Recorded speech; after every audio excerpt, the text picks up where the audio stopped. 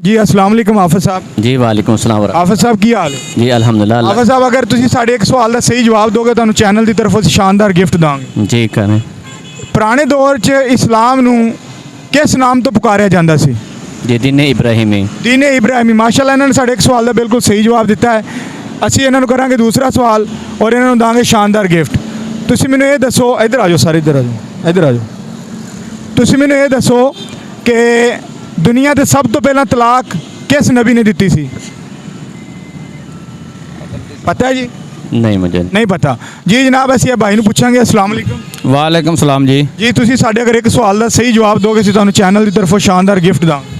जी मैं तुहाडे सवालों के जवाब जरूर देंगा, लेकिन इस तो पहले मैं एक बड़ी ज़रूरी गल करनी चाहना वा जिस दे अंदर पूरी मुसलमान जिन्नी भी उम्मत है उसका फायदा है। पूरी रूह ज़मीन के उत्ते खाली पाकिस्तान हिंदुस्तान नहीं, जिथे जिथे मुसलमान पाकिस्तान के अंदर वसते हैं वो सारे मुसलमानों के वास्ते ये जड़ा सवाल है ये ज़रूरी है और उन्हों का इसनूं कबूल करना भी ज़रूरी है। मैं सब तो पहले गल करना वा कि असी खादमे कुरान हाँ। पूरे पाकिस्तान के अंदर साढ़े कुरान महल बनाए गए हैं और कुरान महलों के अंदर अल्लाह ताला के नाम मुबारक दे औराके मुबारक जड़े ने मुकद्दस ए तुसी की पकड़े होया? ये असी हथ के अंदर मुकद्दस कागजात पकड़े ने। थले ए तुसी कित्थों चुके ने? ये थले दीवार के थले गिरे पैसे। और तुसी की पैगाम देना चाहते? असी पैगाम ये देना चाहते हैं कि मुसलमानों की किताब दे और आके मुबारक जड़े ने ये ज़मीन के उत्ते हर जगह के उत्ते गिर रहे हैं। हत्ता कि ईसाइयों की जी अंजील है और सिखां की ग्रंथ है, हिंदुओं की वायद है और यहूदियों की तुरात है। इसका वर्का ज़मीन के किसी जगह के उत्ते नज़र नहीं आता तो अल्लाह ताला के कुरान का मुकद्दस का वर्का हर जगह पर नज़र आ रहा है। मुसलमानों इस शर्म के नाल डुब के मर जाना चाहिए कि अल्लाह ताला के कुरान तो वड्डी किताब, अजीम किताब और सब तो आला और शान वाली किताब दुनिया पूरी के अंदर किसी जगह ते मिल नहीं सकती ना आ सकती है। की पैगाम देना चाहते हो क्योंकि तुसी कागज़ वगैरह इकट्ठे किए हुए हैं? क्योंकि मैं तो गेम शो कर रहा सी लेकिन तुहाडा मैसेज बहुत अच्छा है, पूरी दुनिया को यह जाना चाहिए। नाजरीन ये जिहड़े मुकद्दस कागजात होंदे ने, मुकद्दस बैनर होंदे ने और अखबारों के उत्ते नाजरीन अजकल बहुत ज़्यादा मुकद्दस आयत कुरान पाक दी आयतां लिखी होंदियां ने, इसमें ग्रामी लिखे होंदे ने और लोग की करते हैं पढ़न तो बाद उन्होंने सुट देंगे ने डस्टबिन दे विच या रोड के उत्ते या होटल के उत्ते। नाजरीन इन्हां दी बेहुरमती बंद की जाए और इस मैसेज नूं जिन्ना हो सकता है सारे नाल शेयर करो ताकि कोई भी अगर एक बंदा इस पर अमल करेगा तो वो अपने लिए आखिरत दा बख्शिश का समान बन जाएगा। तुसी की कहना चाहते हो? असी कहना चाहते हैं कि अल्लाह ताला के नाम मुबारक दे मुकद्दस नाम पाक दे वर्के जड़े ने ये अखबारां ते इश्तिहारां ते कापियां ते किताबां ते गलियां बाजारां दफ्तरां नहरां रूड़ियां नदियां और गड्डियां दे टायर बंदियां दे पैर और अल्लाह ताला के नाम मुबारक हर जगह ते सुरमा बन गए ने। गड्डियां दे टायरां ते बंदे दे पैरां थले आके घट्टे दे विच रुल गए ने और गंदियां नालियां वाणियां च रुड़ गए ने और कापियां ते किताबां ते अखबारां ते इश्तिहारां ते शादी कार्डां ते और सब तो ज़्यादा बेअदबी वो लोग कर रहे हैं जिहड़े अखबार छापते हैं और इश्तिहार जलसे ते छापते हैं। इन्हां लोगों को चाहिए कि इस चीज़ को बंद कर दिता जाए और हर इलाके के अंदर कुरान महल तैयार किया जाए। उस कुरान महल के अंदर एक खादमीन रखा जाए जिहड़ा कुरान की खिदमत करे। अल्लाह रसूल के नाम के वर्के मुबारक जड़े ने उन्होंने चुक चुक के उस कुरान महल के अंदर दफन करे। अल्लाह ताला का कुरान फरमांदा है वनुनज़्ज़िलु मिनल कुरान मा हुवा शिफाउन व रहमतुल लिल मोमिनीन। रब फरमांदा है मैं जड़ा कुरान बताया है मोमना वास्ते शिफात रहमत बन गया। माशाल्लाह हाफिज़ साहब ने बहुत अच्छा पैगाम दिता है उम्मत मुसलमानों और तमाम मुसलमान भाई चाहे वो पाकिस्तान दे विच ने या पाकिस्तान तो बाहर ने, क्योंकि बीइंग मुसलमान असी एक नबी का कलमा पढ़न वाले हैं और अल्लाह नूं मनन वाले हैं। लिहाजा ये जिहड़े मुकद्दस नाम ने इन्हां दी की इन्हां दा मुकाम है, की हैसियत है, किसी मुसलमान नूं पुछ के वेखो। लिहाजा मुसलमान भरावां नूं रिक्वेस्ट है, मैं कहना कि बीइंग रिक्वेस्ट है कि जिथे तुहानूं मुकद्दस कोई अल्फाज कोई कुरान पाक की आयात मिलती है या तुहानूं कोई भी इस तरह का बैनर मिलता है जिहड़ा थले पिया हुंदा है या किसी चीज़ ते पिया हुंदा है या जिहदी बेहुरमती हो रही हुंदी है उन्होंने चुक के किसी उच्ची जगह पर रखो या कोई जिस तरह भाई कह रहे हैं कोई ऐसा अदारा कायम करना चाहिए हुकूमत नूं जिहदी वजह तो इन्हां दी बेहुरमती बंद होवे।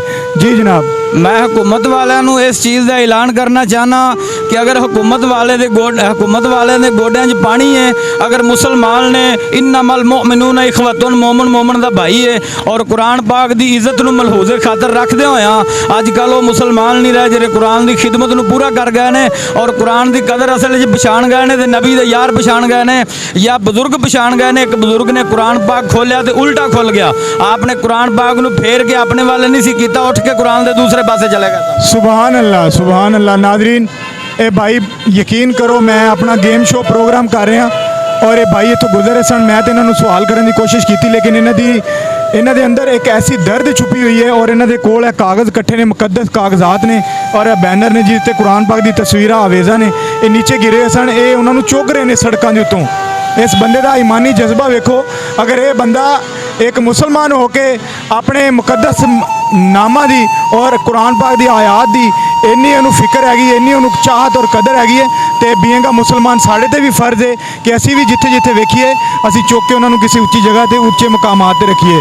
ਤੇ ਜੀ ਇੱਕ ਮੈਂ ਗੱਲ ਔਰ अर्ज करनी चाहना कि असा मस्जिदां वेखियां ने जिस मस्जिद के उत्ते 2.5 ਤੋਂ 3 करोड़ रुपया लगा है, उस मस्जिद के मीनार के उत्ते 50-60 लाख रुपया लगा है और उस ही मस्जिद की बाहरली गंदी नाली के उत्तों अल्लाह ताला के नाम के इश्तिहार लगे ने, जुत्तियां रखण के बॉक्स भी बन गए ने और टूटियां भी ताले लग गए ने ते वेल्ड के नाल जमा दित्तियां ने ते जनाब मेरी हर चीज़ जनरेटर रखने वास्ते भी कमरे बन गए ने ते अल्लाह ताला के कुरान पाक नूं वेखो, कोई आलियां च दिता है, कोई खुड्डां च दिता है, कोई दरख्तां दीयां सांगां च दिता है, कोई पंप दे विच, कोई ईटां दे के टूते दे थल्ले रख के सानू डुब के मर जाना चाहिए कि मुसलमान इस तरह के होंदे ने कि मस्जिदां साडियां जड़ियां ने संगे मर मर ते बड़ी बड़ी पत्थर ते टैल दे नाल बन गईयां ने। जिस कुरान ने मस्जिद की इज्जत दसी उस कुरान की कोई इज्जत नहीं। सानू 17 साल हो गए ने अल्लाह रसूल दे नाम जमीन दे मुकद्दस वर्के चुकदियां नूं। असी अज दे दिनां तक असां जिले कसूर तो तहसील हासलपुर के अंदर पहुँच के बयान रिकॉर्ड करवा रहे हैं। असां अज दे दिनां तक कोई इंसान ऐसा नहीं वेख्या जिन्हें अल्लाह रसूल दे नाम छुपाए होवन फिर दीवारां तो लाए होवन ते मुड़ के लाए होवन।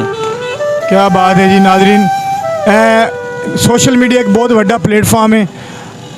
बीइंग अ मुसलमान अगर तुसी ਇਹ ਕੰਮ नहीं कर सकते रोडां ते जाके इस मैसेज ਨੂੰ तो इन्ना शेयर कर सकते हो, इस वीडियो ਨੂੰ इन्ना शेयर कर सकते हो ताकि कोई अगर मुसलमान भाई ये ते अमल करेगा तो साडे लिए वो आखरत दा बख्शिश का सबब बन जाएगा। जी जी बोलो। मैं एक गल आखिरी अर्ज करना चाहना कि मुसलमान अगर किथे किथे को सुन रहा मेरी इस गल नूं, अगर किसी नूं अल्लाह ताला ने ताकत अता फरमाई है, जे एक स्कूल के अंदर 10 मास्टर ने तनख्वाह दे सकता है, एक मस्जिद 3 इमाम ने उन्हां दा पेट पाल सकता है, उस बंदे नूं अगर अल्लाह ताला ने ताकत दी है, माली ताकत रखता है, वो अपने शहर के अंदर ऐसा बंदा तैयार करे उन्होंने को 30-40 हज़ार रुपया महीने की तनख्वाह देवे, आखे कि यार लोग मजदूरी करके अपना पेट पालते हैं, तो अल्लाह ताला के नाम मुबारक चुक के अपना पेट पाल और तेनू भी बरकत मिलेगी, मैनू भी बरकत मिलेगी, जेडे लोग तेनू वेख वेख के चुकणगे उन्होंने भी अल्लाह ताला बरकत अता फरमाएगा।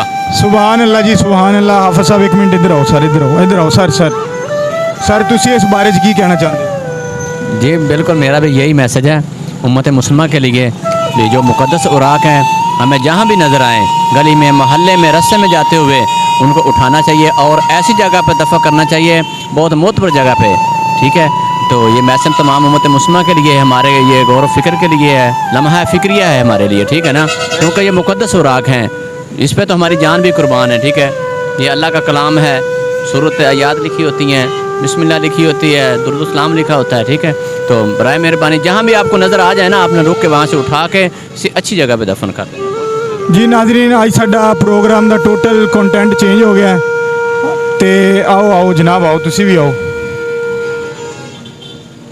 जी। एक भाई होर आ गए ने, इधर आओ सर। वालेकुम सलाम सर, तुसी की कहना चाह रहे? सर मैं एक मैसेज मुसलमानों को देना चाहता कि मैं एक मुसलमान होने के नाते एक प्रॉमिस करदा, एक ईमान के मुताबिक एक काम करना चाहना कि मैं अज तो बाद यकीन नाल कोई भी वर्का मैंने मिले मैं चाया कर सा अल्लाह वास्ते, ना किसी कोई मैंने पैसे देवे, ना मैं किसी तो कोई लैने ने, तो मेरे नाल सारे वादा करो कि तुहानू भी कोई वर्का मिले तुसी भी चाहना, जिते किते कोई मुसलमान है वो भी जावे। माशाल्लाह जी, ये भाई नौजवान खड़े सन, ईमानी जज्बा इन्हां दा देखो कितना खूबसूरत है कि यह भाई इस हाफिज साहब दियां मौलाना साहब दी गल्लां सुन के इन्ने इंप्रैस होए ने कि वीडियो के अगे आके इन्होंने खुद कहा कि मैं अज तो बाद जिथे भी कोई कागज़ वेखांगा या जिथे भी कोई आयत वेखांगा ਉਹਦਾ एहतराम करांगे और चुक के उन्होंने किसी मुकद्दस जगह पर किसी उच्चे मुकामात पर रखांगे। इसे प्रोग्राम के अपने मेज़बान साजिद महमूद ते कैमरामैन मास्टर काशिफ नूं दिओ इजाज़त। मिलांगे नवे प्रोग्राम दे विच नवे सवालों के नाल। अल्लाह हाफिज़। तुसीं कुछ कहना? चलो जी।